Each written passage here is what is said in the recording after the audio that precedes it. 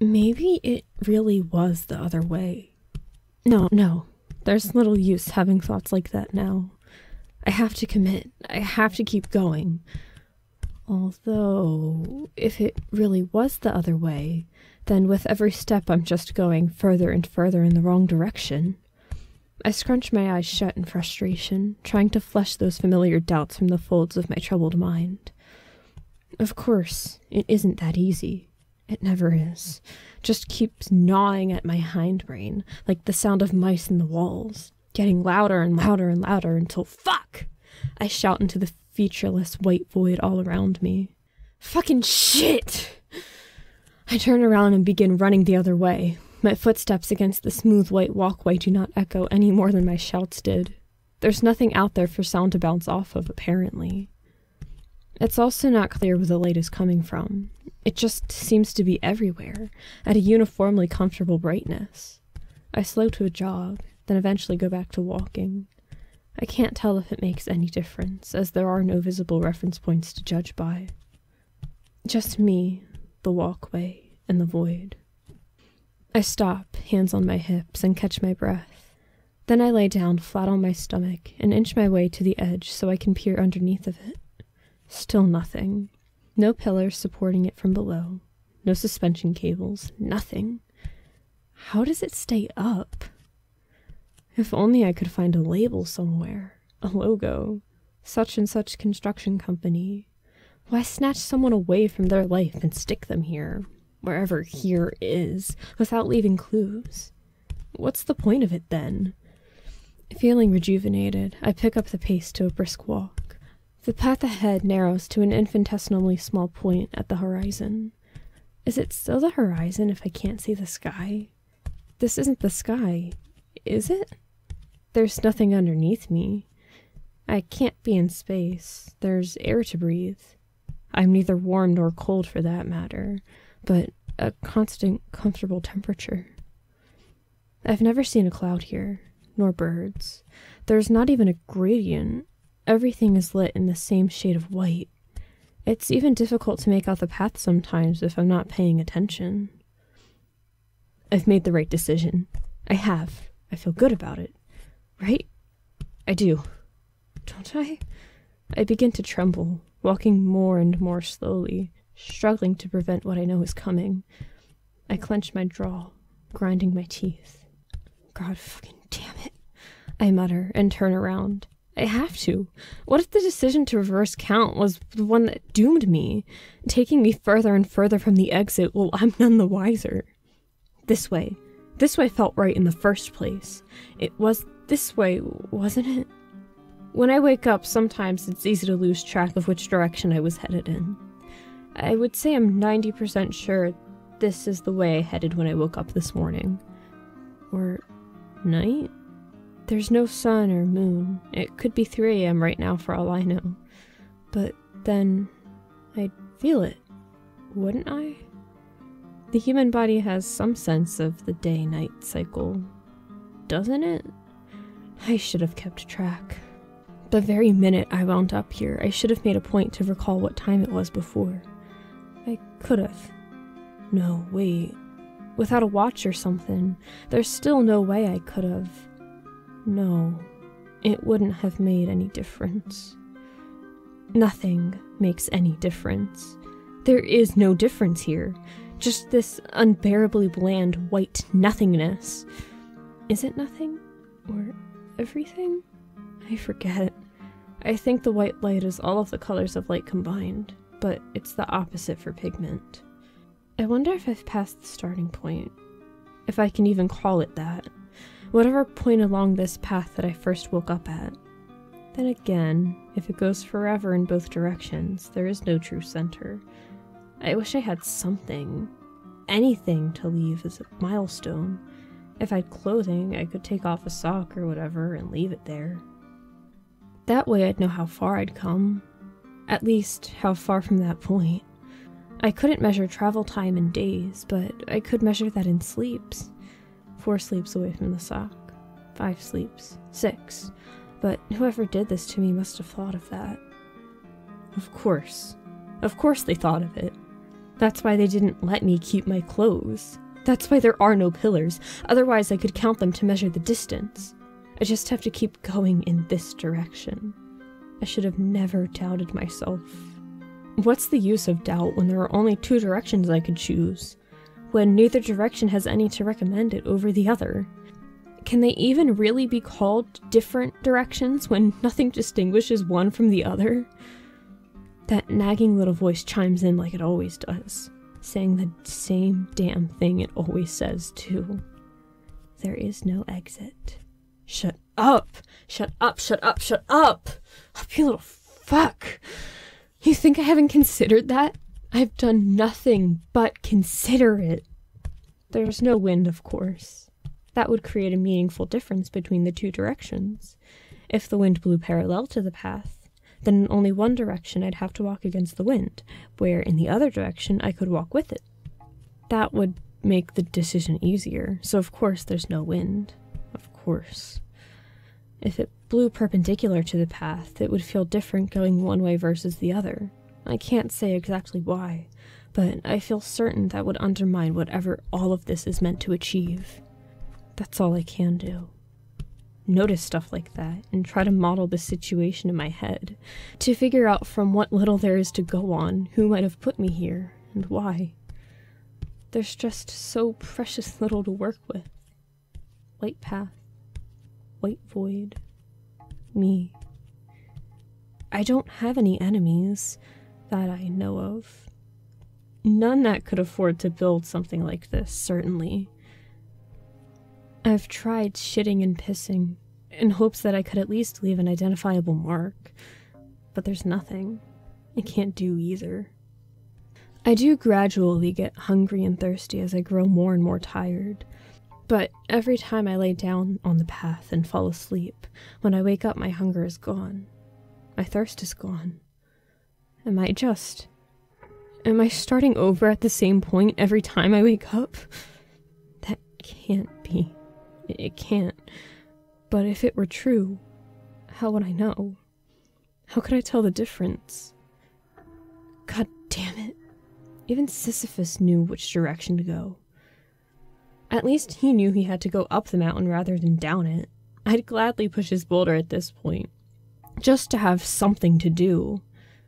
Am I being fed while asleep? I don't see how. If I'm being drugged, there's no needle marks anywhere on my body to indicate it. I've thought many times that it must be a dream, but that's too vivid. I've only rarely had dreams this vivid, and even then, they never lasted so long. Despite my every effort not to, as I walk, I imagine the exit receding further and further into the distance behind me. Anxiety swells within me until finally overflowing. I again curse loudly, turn on my heel, and head in the other direction. It could be this way. It could. What was my reasoning for going the other way in the first place? I didn't have any. If it's actually this way, I've only wasted countless hours going in the wrong fucking direction. It was like this before, wasn't it? Even before I woke up here, anytime I made a choice, I unavoidably destroyed all of the other possible lives I might have lived. Rather than dwell on it, I instead wonder why it is I remember having a life before this. I'm in hell, aren't I? It can't be a simulation or I'd have no memory of a life before waking up here. But this isn't the hell I've read about. There's no fire here. Neither is it agonizingly cold, as some conceptions of hell in other religions are described. There are no wicked little goblins tormenting me with red-hot pokers either. The only one tormenting me is myself. If I could just choose, just like that, all at once, if I could fully commit to one direction and never look back. Maybe I was close to the exit. I might have been. Maybe I only have another hour of walking to go before finally reaching the only way out of here, just to turn around and head in the wrong direction. Based on what? Fear? Uncertainty? Those two little things are closely related, I think. Did aliens do this? I never believed in aliens. Then again, I never believed in a white void with an endless walkway either. Assuming it is endless, I mean. For all I know, there are exits at both ends, and my dumbass will never reach either just because I can't decide. I wish there was somebody else. If there were two of us, we could each go off in our own direction, and I'd feel some degree of solace knowing at least one of us would make it. Unless there were really no exits. Give me some indication, you bastard! Or bastards? I don't know. However frantically I shout demands and threats into the void, I only receive silence in response. How like the silent indifference of a universe which owes us no explanation. I stop in place and sit down, cross-legged, to think. But what good will that do? What is there to think about, which I haven't already considered? Is there still hope that some crucial pattern in all of this will become apparent, which I've so far overlooked? I stay like that for a few minutes. I'd estimate, anyway. There are no reference points for the passage of time either, except for how many times I've slept, though I soon realize I've lost count. In the absence of external reference, in an unchanging environment, what distinguishes an instant from an eternity? How similar 0 is to infinity.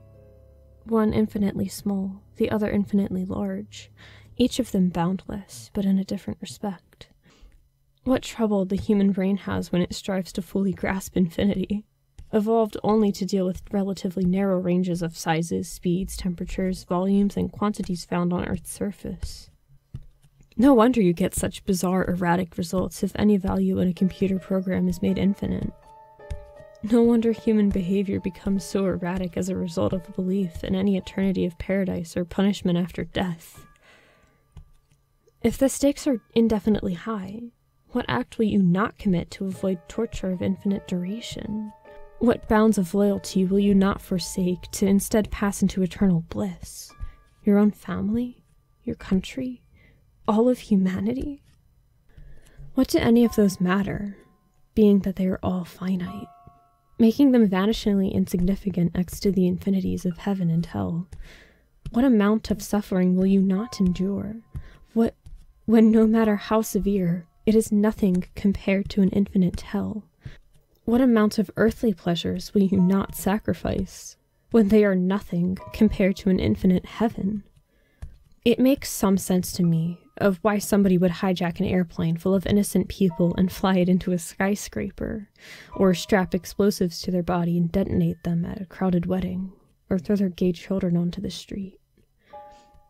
Computers fall apart at the seams when infinity is introduced, and the human brain is no exception. What other outcomes can possibly occur when the finite comes into contact with the infinite, except insanity? It doesn't even have to be real. The convincing illusion of infinity has the same effect. Whether it's the carrot and stick, threat and bribe, good cop, bad cop dynamic of an eternal afterlife designed to motivate belief and deter doubt, or just a featureless, white walkway. There's an exit at both ends. I can't say why, but I feel sure of it. Wouldn't that beat all? I bet there's no more than 10 miles apart, too. That has to be it. It has to be. That's the punchline of all of this. Put a rat in a maze and it explores until it finds the exit. Put a human on a walkway and...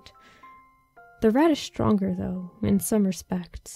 It has a simpler mind which does not become paralyzed by choice.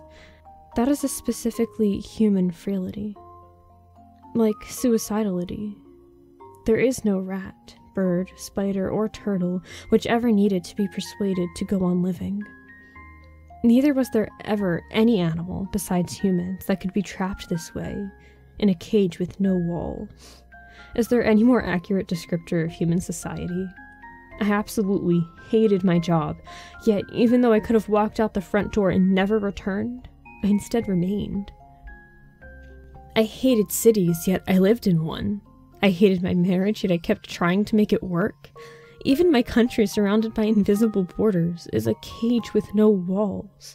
Just a series of cages, economic and social, with no walls, nested inside of the other like Russian dolls. What made me stay in those cages? In every case, the psychological frailties is specific to humans, the unique set of weakness that comes with high intelligence, which the rest of the animal kingdom is in many ways better off without. A rat wouldn't be sitting here. It wouldn't have reversed course countless times, agonizing over the possibility that the exit is in the other direction, or that there are two exits, or none. It would pick a direction and go. Yet, even knowing this, I cannot do the same. I stand up, begin walking, then stop after just a few steps. What if the path only extends to infinity in one direction? What if the exit was only a few miles from me in the other direction when I first woke up here? I tug at my hair, whimpering quietly, pacing back and forth, hunched over, mind racing. I have to be like the rat, don't I? Be like the rat. Don't think about it, just do it. Action without thought, pure and simple. Just pick a direction at random and... I can't. I can't. Not without knowing. A rodent with a brain the size of a pea can do something that is impossible for me. But then, as I dwell on it, I realize that I can do something that's impossible for any other animal. Down is the only decision I haven't tried yet. It makes such perfect sense, but that didn't stop me from having second thoughts when I slid my body over the edge, gripping on with my fingers as I feel my legs dangle freely below. Panic grips me. What am I doing? This is insane, but what if it is the right answer? This whole situation is insane.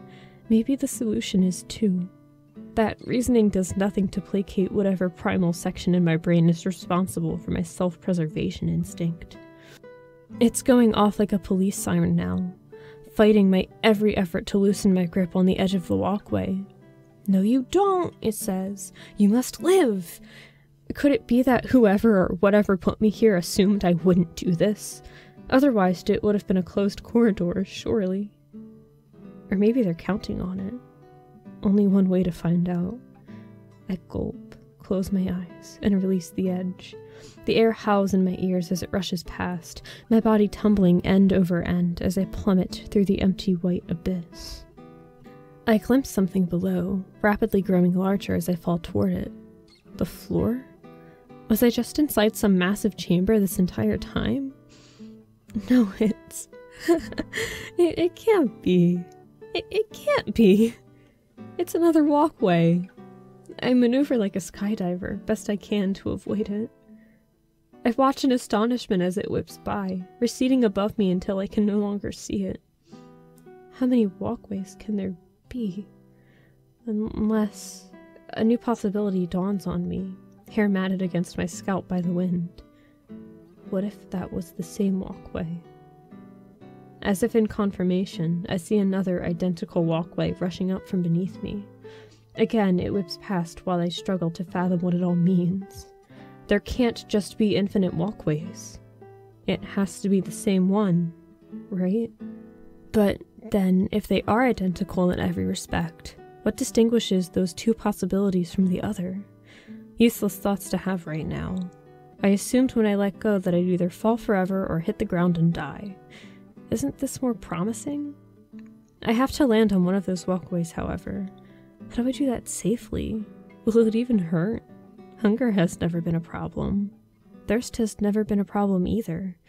Can I even be injured here? The answer arrives in an abrupt, sickening thud when I maneuver myself into the latest walkway to rush up at me out of the endless white nothingness below. My mind goes blank as every bone in my body shatters, and a mixture of blood and teeth spew forth from my mouth. I wheeze, bloody bubbles forming around my lips in the process. Everything's hazy. Why? Why did I do this? I could have just chosen a direction. I grasp feebly at the cold, hard white walkway, pulling my broken body along like a snail, movement lubricated by the pool of blood underneath me. I cough, splattering the formerly pristine white surface ahead of me with yet more blood. Why didn't I think to mark it with blood before? I feel lightheaded. Fuck me. I've done it now, haven't I? This is it. I could have picked a direction. but I had to know. Up ahead, as my vision slowly fades to black, I can just barely make something out. A pointed white archway with a door in it. The blinking, illuminated sign just above it reads, "Exit